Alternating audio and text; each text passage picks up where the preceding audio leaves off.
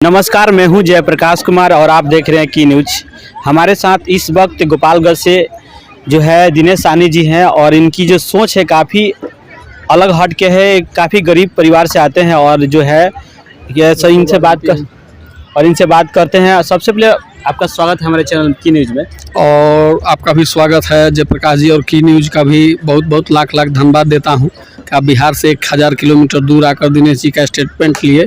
और मैं बिहार वासियों को कोटि कोटि प्रणाम और उनको भी नमन करता हूं कि वो लोग भी हमारा जो है न्यूज़ सुनने का, हमारा बात सुनने का काम करते हैं। दिनेश जी, एक सवाल है, जो नेता बनने का सोच है आपका, जो है कहाँ से शुरुआत हुआ और मतलब कितना संघर्ष करना पड़ रहा है? देखिए, जब हमारे मन में 1994 में माननीय श्री लालू प्रसाद जी जब मुख्यमंत्री बने थे फर्स्ट 90 में, तो हमारे गांव आए थे। मोहदीपुर पकड़िया हम लोग का पुराना घर था और उस समय मैं 14 साल के था।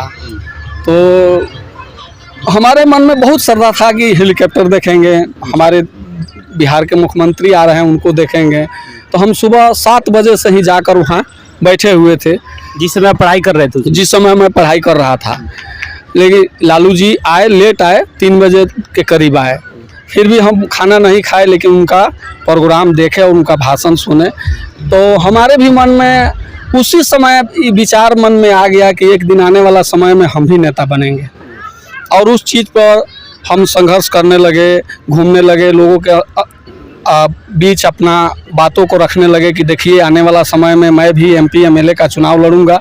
लेकिन समाज उस समय रिस्पेक्ट नहीं दे रहे थे, क्योंकि ये हमारे समाज के लिए समझिए कि मील का पत्थर जैसा साबित होता था। क्या इस समय समाज आपको रिस्पेक्ट दे रही है? अब समाज जो है इस चीज़ को मान रही है कि नहीं, हमारे भी समाज में MP MLA होना चाहिए, क्योंकि देश जो है लोकतांत्रिक देश है और संविधान से चलता है। संविधान तक हमारे लोगों को पहुंच नहीं है। और दिनेश जी काफ़ी संघर्ष किए। ये लोगों को मानना है कि दिनेश जी बहुत पहले से, तब हम देखिए, हम कोई मुखिया सरपंच जिला पार्षद का नहीं, एक मिनिस्टर का चेला है और मैंने उनके साल 15 साल। मिनिस्टर कौन है? हमारे मंत्री थे उस समय राम प्रवेश राय जी। मैं कहाँ से विधायक थे? वो बरौली विधानसभा से, हमारे जो बरौली आता है क्षेत्र है 100 बरौली विधानसभा, वहीं से वो विधायक और मंत्री भी बने थे। सन 2000 में उनसे परिचय हुआ और उस समय हम लोग का गांव भी कट गया गंडक के कटाव में। उसी समय हम लोग बरौली में आकर मैंने अपना गुजर बसर किए, विस्थापित हो गए मोहदीपुर पकड़िया से, और वहाँ अपना गुजर बसर किए और मंत्री जी का साथ हुआ और काफ़ी उनसे चीज़ सीखने को मिला, जिसका आज देन है जो मैं 2015 विधानसभा और 2019 लोकसभा चुनाव लड़ चुका हूं। और 24 के लिए भी मैं तैयारी हूं, छपरा के लिए। और देखिए, हमारे सारण कमिश्नरी में 24 MLA है और 4 MP है। और बाढ़ से काफ़ी ग्रसित माने हमारा गोपालगंज सिवान छपरा रहता है। लेकिन ये लोग कभी विधानसभा में आवाज़ नहीं उठाए कि इस बांध को माने सही ढंग से मरम्मत किया जाए।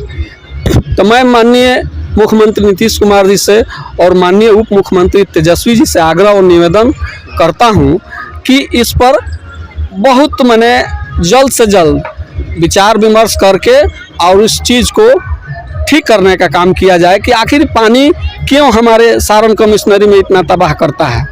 क्योंकि खवाजेपुर से लेके सलेमपुर तक सिंगल बांध होने के कारण ही बार बार जो है बांध टूटने का काम होता है।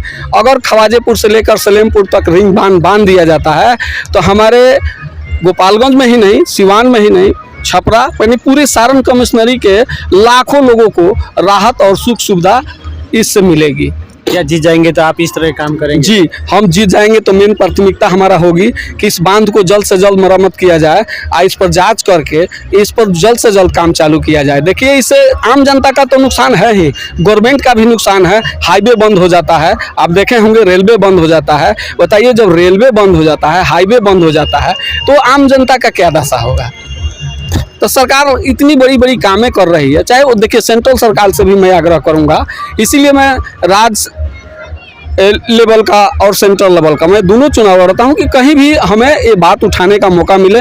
लेकिन आपने इतना बड़ा कदम उठाए जो बिहार से आकर आज दिनेश जी से ये स्टेटमेंट लिए। मैं सरकार तक आपके चैनल के माध्यम से बात पहुंचाना चाहता हूं माननीय तेजस्वी जी को और माननीय मुख्यमंत्री नीतीश कुमार जी को और माननीय प्रधानमंत्री मोदी जी से भी मेरा निवेदन और आग्रह है कि उनके भी पार्टी के काफ़ी नेता हैं, उनसे भी इस राय मशवरा को लिया जाए। ये बाढ़ से प्रभावित इलाके जो हैं हमारे पूरे सारण कमिश्नरी के लोग जो तबाह रहते हैं, इससे उन लोग को निदान जल्द से जल्द दिया जाए। इस पे जांच करके ये बात को जो है पूरा किया जाए और बांध को जल्द से जल्द बांधने का काम किया जाए। सरकार तो निदान जो है पिछले साल जो बाढ़ आया था कुछ मिला होता है। देखिए क्या होता है, जैसे सारे लोगों को फैसिलिटी नहीं मिलता है। आप चावल दे देते हैं, गेहूं दे देते हैं, मान ली 2200 रुपया दे देंगे, इससे क्या होगा।